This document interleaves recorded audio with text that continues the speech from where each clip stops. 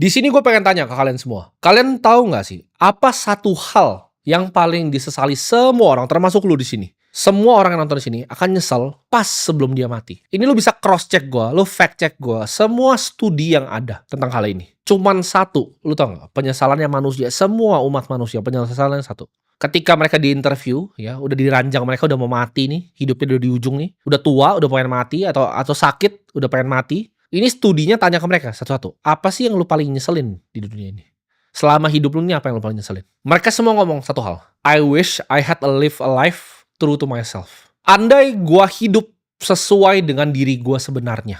Bukan ekspektasi orang lain, tapi sesuai diri gua sebenarnya. Ini adalah hal yang gua tahu dari dulu. Menurut gua, hal paling menyedihkan dari orang-orang miskin. Kalau lu nonton sini dan lu masih miskin, hal paling menyedihkan itu bukan cuma sekedar lu nggak bisa bawa orang tua lu naik haji. Bukan cuma sekedar lu liat mak lu jadi tukang cuci piring di rumah keluarga lu. Bukan cuma lu datang ke tongkrongan temen lu dengan mobil paling jelek. Bukan dengan lu kerja di tempat paling menyebalkan. Bukan itu, ya. Tapi lu akan menyesal di penghujung hidup lu. Lu tidak bisa live your life to the fullest. Artinya apa? Lu tidak bisa menikmati hidup lu seluruhnya, dan lu tidak bangga dengan apa yang lu kerjakan. Lu sebelum mati, lu akan nyesel lu hidup tanpa cerita. Ini gue kasih tahu lu semua di sini ya. Kalau gue, amit-amit ini gue dipanggil nih sama yang di atas, hari ini juga, bener-bener hari ini juga, gue tidak ada satu pun yang gue pengen balikin. Gue tidak pengen balik waktu, tidak ada yang pengen gue benerin, karena gue ngerasa gue live my life to the fullest setiap harinya. Setiap gue bangun pagi, sampai tadi gue masih meeting di kantor, gue syuting ini sekarang, semua yang gue lakukan itu ada artinya. Lu mau tahu di sini, yang gue sebut hal paling menyedihkan ya dari orang miskin itu apa? Ini gue akan kasih lu analogi, biar lu lebih gampang masuk ke kepala lu apa yang gue maksud dengan lu wish ya, you had a life true to yourself. Anggap lu punya temen tongkrongan, berlima. Ada satu pecundang, dan ada 4 orang yang sangat-sangat kaya dan sangat-sangat sukses. Anggaplah mereka ini semua teman satu SMA. Berlima ini. 4-nya itu jadi super sukses, super kaya, dan satunya jadi orang biasa aja. Menurut lo, apa yang paling menyedihkan dari orang yang biasa aja dan miskin ini? Apakah cuma karena dia ketongkrongan yang lain pakai Ferrari, pakai Lambo, pakai McLaren, pakai Aston Martin, terus dia naik mobil Avanza? Mungkin dia masih bangga dengan Avanzanya. Mungkin bukan itu yang bikin dia sedih. Mungkin juga bukan ditanya, oh lu abis ngapain hari ini? Oh gue di kantor gitu. Bukan cuma hidupnya yang biasa aja. Yang 4 nih misalnya istrinya cantik-cantik, cuma dia sendiri yang istrinya jelek. Bahkan bukan itu, mungkin dia beneran sayang sama istrinya. Lu mau tahu yang paling menyedihkan apa? Dia tidak punya cerita hidup. Maksudnya apa? Untuk orang sampai sukses, gua tahu itu ada perjuangan yang luar biasa. Semua teman-teman gua yang sukses itu perjuangannya luar biasa dan gua tahu sendiri. Kalau ada seperti itu, ya 4 orang sukses dan 1 orang biasa aja, dia tidak punya cerita apa-apa. Contoh, gua nih, ya. Gua itu ketika gua sukses, itu banyak sekali tantangan yang gua hadapi di hidup gua yang gua harus overcome, yang harus gua lewati. Anggap kita mengarungi laut. Ketika gua naik kapal, di depan itu ada monster bentuk ular begitu besar sekali, dan gua berhasil lawan gitu kan. Walaupun ada kena siripnya, tangan gua udah kayak setengah mau buntung, mata gua copot gitu kan. Tapi itu justru jadi cerita kan. Luka-luka di tangannya, gua kena hempas ekornya, terus tulang gua ada yang patah gitu. Itu justru jadi cerita hidup. Ketika ada di rumah gua, ya ketika gua berhasil lawan monster itu, raja di tempatnya itu ngasih gua hadiah yang luar biasa besar. Karena berhasil bunuh monster yang banyak bunuh rakyatnya. Gua dikasih uang yang sangat banyak, dan akhirnya apa? Hidup mewah. Ya, walaupun gua mata udah nggak ada satu, itu di belakang tempat kursi gua itu ada kepala monster yang gua potong, gua taruh di atas kepala situ. Dan teman gua misalnya satu lagi, dia udah berhasil masuk ke goa lawan naga gitu kan. Dia punya armor itu isinya udah kena bakar semua, udah kena bakar sama api semua. Ya udah gosong gitu. Tangannya pun luka bakar semua, setengah kepala luka bakar. Tapi itu ada kepala naga di belakang rumahnya. Semuanya punya monsternya masing-masing. Gue udah lawan ular di laut, ada yang lawan naga, ada yang lawan monster yang lain. Tapi satu orang ini yang paling sedih adalah apa? Dia tidak ikut perjalanan itu. Semua yang lain tuh punya naganya masing-masing. Semua punya monsternya masing-masing. Tapi satu orang ini, dia orang yang cuma nggak ikut perjalanan itu. Dia tidak punya cerita apa. Dia nggak bisa cerita, oh gue kena ekornya begini. Atau gue tamengin apinya. Walaupun ini gue tangannya kebakar semua, tapi akhirnya naganya kalah.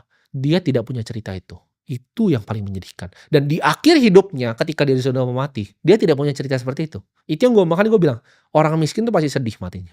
Menurut gua ya, hidup ini adalah sebuah permainan. Hidup adalah sebuah game. Dan high score-nya apa? High score-nya adalah uang.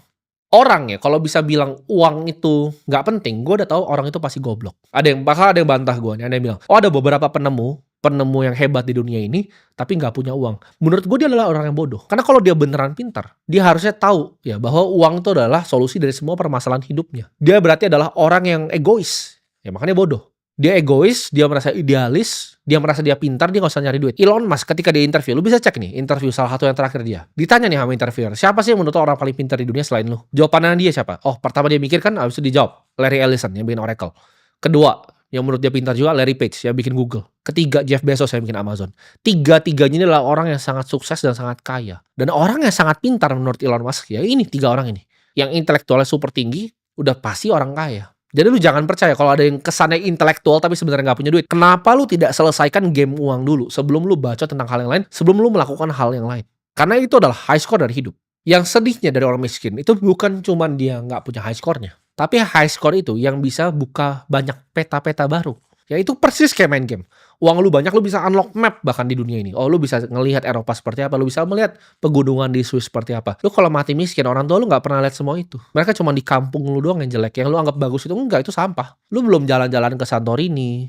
Lu belum lihat gitu loh dunia ini seperti apa. Itu bisa dibuka map dunia ini itu sama uang. Contoh ya, gue ngumpul. Kenapa gue suka cari ibaratnya pertemanan yang sama-sama sukses? Ketika gue ngumpul sama anak-anak di grup kita, ya di Holy Wings, itu semuanya punya ceritanya masing-masing dan seru sekali. Mereka tuh punya monsternya, punya naganya masing-masing. Contohnya Hotman, dia cerita zaman dulu ya, itu nggak ada yang kayak gini bisa viral-viralan. Pengacara zaman dulu tuh harus bawa pistol, harus punya izinnya untuk bawa pistol kemana-mana.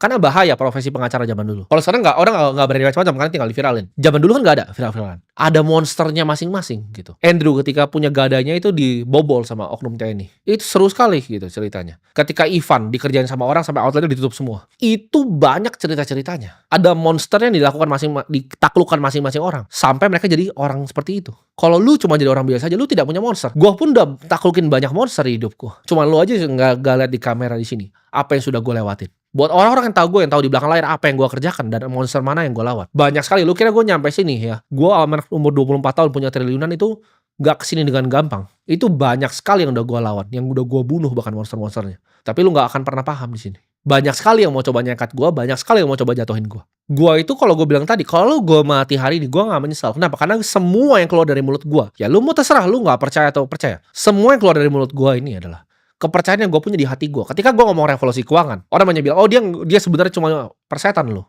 Gue berani bela itu sampai gue mati. Kenapa? Karena gue benar-benar merasa dunia ini tidak adil. Sistem keuangan dunia ini tidak adil dan gue bertekad untuk ubah itu semua. Jadi kalau lu ambil nyawa gue hari ini, gue tidak akan menyesal. Gue tidak akan mundur dan gue tidak akan takut. Gue itu kalau ngomongin masalah uang, ya uang gue tuh udah hidup ya. Anak gue nih ya, punya 7 generasi ke bawah tuh gak usah kerja sehari hidupnya, udah aman semuanya. Gue udah selesain ini gamenya dulu. Sudah selesai lama baru gue nyalakan kamera. Nggak kebalik. Bukan belum selesai game baru nyalakan kamera. Malah cuma ngambilin endorse. Gue itu hidup ya. Hidup yang menurut gue seru banget. Ketika gue umur 19 tahun, gue negosiasi depan muka dengan private equity investor nomor 1 di Indonesia. Gue negosiasi valuasi perusahaan gue sendiri. Yang dia mau beli share-nya dari gue, pakai entitasnya dia. Gue jadi nahkoda dari kapal. Itu isi 130 orang di umur 20 tahun. Gue punya 130 karyawan di umur 20 tahun. Dan akhirnya ya 15 orang yang masih tersisa dari kapal itu ya jadi pendekar-pendekar gue waktu itu masih jadi pendekar gue sampai sekarang. Yang bahkan yang masih ngedit video ini masih orang yang sama. Gue bisa cerita gitu. Gue ketemu partner yang salah yang cuman bisanya pencitraan tapi hasil nol besar. Sampai sekarang semua orang sekarang tahu. Akhirnya dulu itu ibaratnya investor gue. Investor kan kalau kita operator perusahaan, investor tuh semacam ya bisa dibilang bos lah kalau dipanggil investor harus datang segala macam. Gue sekarang jadi partner di salah satu perusahaan yang kita bareng-bareng investasikan yang akan mengubah revolusi dunia keuangan ini. Yang tadinya adalah investor, sekarang levelnya sejajar partner dalam waktu 4 tahun. Itu kenapa? Karena reputasi dan skill yang gue punya. Gue nggak takut mulai semuanya dari nol. Orang-orang paling hebat di dunia itu nggak takut mulai dari nol. Elon Musk setelah dia jual PayPal, dia jadi gembel lagi tidur di sofa. Duitnya ditaruh di 3 tempat. Satu itu Solar City, perusahaan solar yang sekarang di merger ke Tesla. Kedua itu Tesla. Ketiga itu SpaceX. Dia tidur di sofa lagi. Gue setelah balikin uang investor itu, gue nggak ngambil gaji selama 1 tahun. Gue itu mulai lagi dari nol. 15 pendekar yang gue punya tadi, itu gue ajak ke apartemen gue. Kita mulai perusahaan namanya Akademi Kripto. Gue nggak nyerah. Dan orang kan banyak yang gengsi untuk mulai dari nol. Dulu karyawan gue 130, gue punya 4 lantai kantor. Gue mulai lagi semuanya dari nol. Itu semua nggak datang dengan gampang. Kalau lu kira gue tuh orang yang cuma suka foya-foya, itu semua nggak ada artinya ya untuk gue. Karena duit itu bagi gue cuma high score. Ujung-ujungnya bakal gue bagiin semua. Gue bakal pakai semua uang yang gue yang punya untuk kebaikan orang banyak. Gue mungkin belum ketemu sekarang formatnya apa. Yang paling dekat di hati gue edukasi. Makanya gue bangun-bangun sekarang sekolah. Gue tanya, mana ada anak umuran gue punya harta seperti gue bagi-bagi bangun-bangun sekolah seperti gue. Lu jangan cuma cari di Indonesia, lu coba silahkan cari di dunia. Mungkin ada banyak, kalau kakek-kakek bacot punya 2 triliun mah gue kenal ada banyak. Nggak usah kakek-kakek umur 50 punya 2 T aja banyak gue kenal. Tapi yang punya triliun di umur gue, lu bahkan nggak bisa hitung pakai satu tangan loh. Yang bikin sendiri ya duitnya, lu nggak bisa hitung pakai satu tangan. Gue percaya akan takdir dan misi gue. Ini kalau gue disuruh ulang balik ke nol lagi, gue akan dengan happy, gue akan dengan tersenyum. Semuanya gue ulang lagi dari nol. Ketika gue bisa cerita begini ke lu, ya, gue cerita, oke, gue 19 tahun, gue pernah deal sama orang seperti ini, gue bikin perusahaan seperti ini, gue mulai lagi dari nol, kena take winter, uangnya harus gue balikin, gue punya partner ternyata nggak berguna sama sekali, gue cari partner baru, gue mulai dari nol lagi. Akhirnya investor gue yang awal sekarang berpartner sama gue untuk bikin satu entitas yang baru. Itu kan cerita yang seru, ya. Itu cerita yang bisa gue bawa sampai mati. Nah kalau lu ketika lu mati, lu apa yang lu mau ceritain? Lu nongkrong di tempat kopi, lu sekolah gitu. Apa yang lu mau ceritain? Apa yang lu bisa banggakan dari hidup lu? Mending gak usah hidup sekalian. Nggak perlu lu bernafas. Dan buat lu semua, beberapa orang, sedikit orang di sini yang punya ambisi, ya, yang tahu apa yang gue omong ini, lu akan tergerak hatinya. Tapi kalau untuk orang-orang yang bodoh, yang goblok itu, yang tadi pecundang-pecundang itu, yang tadi, yang tipe yang nomor 1 itu, ada yang kan ngomong gini, oh gue nggak apa-apa, 4-nya lawan naga, gue cuma santai-santai di rumah. Ya silahkan jadi lu aja. Karena itu semua orang, 99,9% orang. Gue yakin cuma 0,01 orang di sini yang berambisi. Dan yang denger maksud gue ini apa. Orang yang tadi akan bilang, gue gak mau lawan naga, lu sombong lu lawan naga gitu. Sekarang gue pengen lu coba ingat-ingat ya. Tahun baru itu kapan sih? Ini udah mau setengah tahun loh. Ini udah mau jalan setengah tahun dan apa yang lu udah kerjain? Coba gue pengen tanya deh. Atau yang gak usah jauh-jauh. Yang hujat gue dari Kopi 80.000. Semua artis-artis monyet itu semuanya. Lu semua udah jadi apa sekarang? Dan gue jadi apa di dunia ini? Dalam waktu 1 tahun, 1,5 tahun. 4 bulan lalu, tahun baru. Lu dari 4 bulan lalu sampai sekarang lu ngapain? Masih nongkrong kah tempat sama? Masih bikin bisnis yang gagal kah? Investasi belum berhasil kah? Apa yang udah capai? Gue dalam waktu 4 bulan aja, ini mau bulan depan udah mau opening lagi. Besok gue opening S-Bar di SCBD. Bulan depan tanggal 8 buka di Malaysia. Ini gue udah ekspansi 30 outlet lebih. Lu udah ngapain? Gue udah bikin bar paling bagus ya di Asia. Gue lagi bangun exchange yang menurut gue akan jadi nomor 1 di Indonesia dalam waktu 4 bulan. Gue udah bangun 3 sekolah. Gue udah bangun fund crypto yang isinya triliunan aumnya. Gue bikin duit puluhan miliar yang lu mimpin tuh dalam sehari. Sedangkan lu masih ngapain di sana? Paling sedihnya dari orang miskin adalah apa? Semua teman-teman lu, apalagi nanti yang jadi sukses, itu akan ninggalin lu di belakang. Dan gak akan ada yang ingat sama lu. Ketika lu mati gak ada yang peduli sama lu. Bahkan lu mati besok pun keluarga lu cuma nangis 2 bulan. Habis itu mungkin orang tua lu sendiri juga mikir ini anak gak berguna gitu. Jangan di saat lu udah telat, lu baru sadar, otak lu baru kebuka, oh baru mau belajar. Karena waktunya udah gak ada lagi. Hidup itu sangat singkat. Lu silakan tanya ya. Coba yang umur 40-50 tahun sini komentar biar anak-anak muda ini tahu. Hidup tuh sangat singkat. Lu kedip nanti lu udah umur 40. Lu udah jadi pecundang ya, masih kerja sama orang, mobil LCGC, istri jelek, rumah jelek. Silahkan, gue tahu kebanyakan orang 99,9% maunya itu. Tapi buat lu 0,01 yang nonton ini, ya gue tunggu lu di perjalanan. Jangan cuma ngomong, oh gue mau lawan naga. Lu baru ketemu singa yang kecil aja lu dicakar dan nangis pulang. Gue udah umur 19 tahun, gue udah quest buat lawan naga gitu. Gue udah lawan berapa naga, berapa monster ular di laut buat nyampe sini. Lu percayalah omongan gue, orang yang punya duit banyak sekali, itu tidak ada yang tidak melawan naga. Tidak ada yang melewati hal yang sangat-sangat sulit. Ini gue bisa ngomong 2 hal. Lu mau ngomong yang legal, lu mau ngomong yang ilegal. Lu mau ngomong, oh misalnya Pablo Escobar kaya karena dia begini. Coba lu jadi dia. Paling dipotong jari lu baru hari pertama kerja. Udah nangis. Terus lu pergi. Lu jangan ngomong, oh dia industrinya ini. Dia jadi kaya karena ini. Lu coba lu.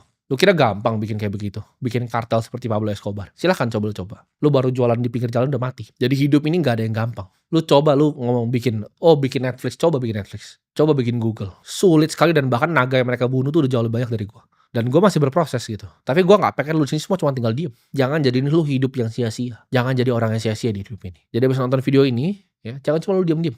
Lu ingat setahun ini lu janji apa awal tahun. Dan sekarang lu belum lakuin. Dan lu lakuin itu sekarang.